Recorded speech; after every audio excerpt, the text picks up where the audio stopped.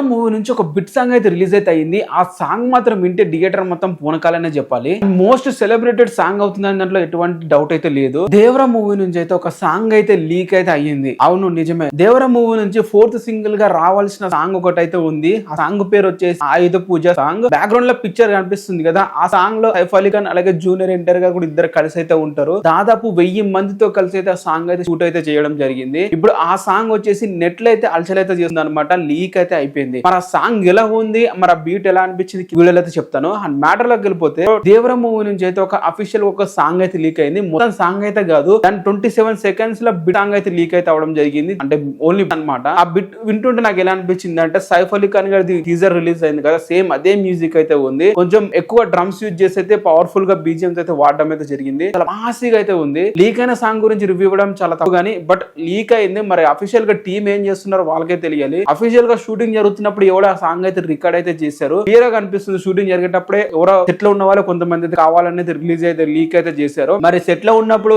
Phone ఎట్లా అలో చేశారో వాళ్ళకే తెలియాలి. ఇట్లా ఉన్న వాళ్ళు కొంచెం చూసుకుని ఉంటే బాగుండేదేమో. సాంగ్ ఇట్లా లీక్ అవ్వడం అనేది అయితే సెట్ లో ఉన్న వాళ్ళ వల్లే జరుగుంటుంది. ఎందుకంటే అది సాంగ్ మీరు ఆ బిట్ మీరు వింటే మాత్రం షూటింగ్ జరిగేటప్పుడు అయితే కట్ అని కూడా మనకి తినిపిస్తుంటది. అండ్ ఆ బిట్ సో ఎవరో టీమ్ లో ఉన్న వాళ్ళే కాకుండా షూటింగ్ గా ప్రెసెంట్ అయిన వారు కూడా తన ఫోన్ నుంచి అయితే రికార్డ్ చేసేది ఇప్పుడైతే లీక్ అయితే చేశారు.